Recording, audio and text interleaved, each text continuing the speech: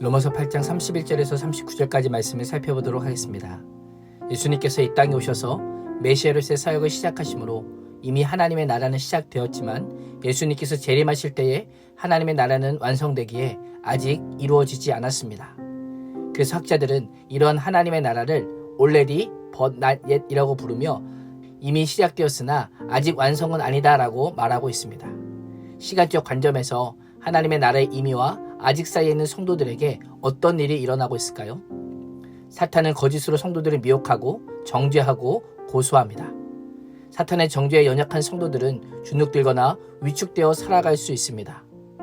오늘 본문은 하나님 나라의 임의와 아직 사이에 있는 성도들이 복음을 위한 고난을 이기고 장래의 구원을 확신할 수 있는 비결이 무엇인지에 대해서 알려주고 있습니다. 바울은 구원의 확신을 두 가지 차원에서 언급하고 있는데요. 첫 번째는 법정적 차원입니다.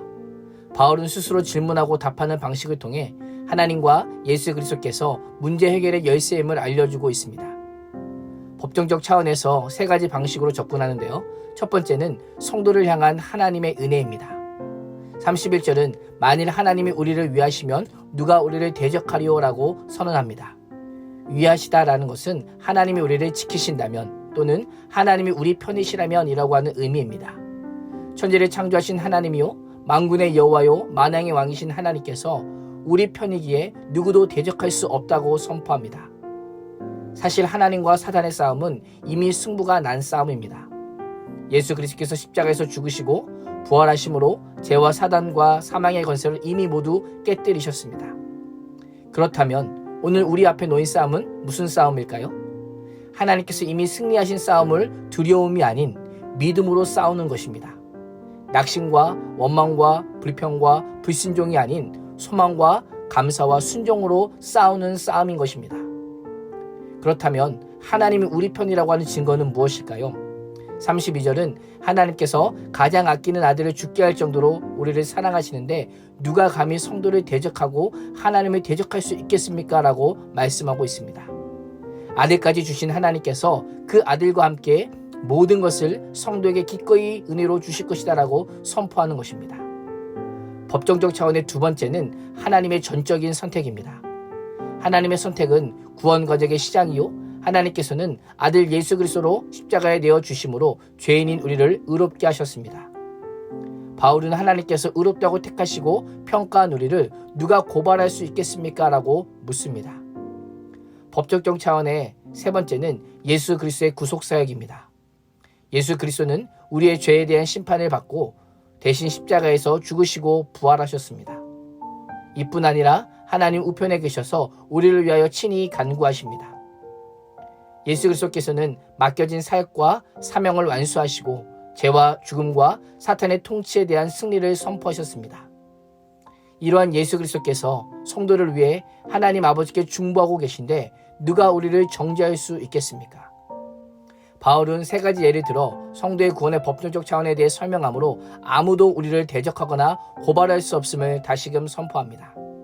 35절에서 39절은 성도의 구원에 대한 확신 두 번째 설명으로 관계적 차원에 대해서 언급합니다. 임의와 아직 사이에 있는 성도가 처할 수 있는 어려운 상황을 전제로 하여 해결책을 제시하고 있습니다. 먼저는 환난이나 공고나 박해 등 이 땅에서 경험할 수 있는 어려움입니다.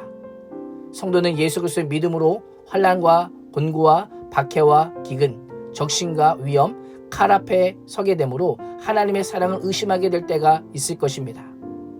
다른 하나는 사망이나 생명이나 천사나 권세자들과 같이 영적 영역이나 세력들의 공격을 받게 될 것입니다. 우리가 고난당하는 이유는 주님께서 우리와 같이 고난당하셨기 때문입니다. 성도는 주를 위해 죽음 위험에 처할 수 있지만 이 모든 일에 우리를 사랑하시는 이로 말미암아 우리가 넉넉히 이긴다라고 성경은 분명히 선포하고 있습니다. 바울은 내가 확신하노니 라고 하는 표현을 통해 그 어떤 세력도 우리를 예수 그리스도 안에 있는 하나님의 사랑에서 끊을 수 없다라고 선언하고 있습니다. 바울은 두 가지에 집중합니다. 하나는 창조주와 피조물의 차이입니다. 우리가 이 땅에서 경험하는 모든 것은 다 하나님께서 창조하신 피조물입니다.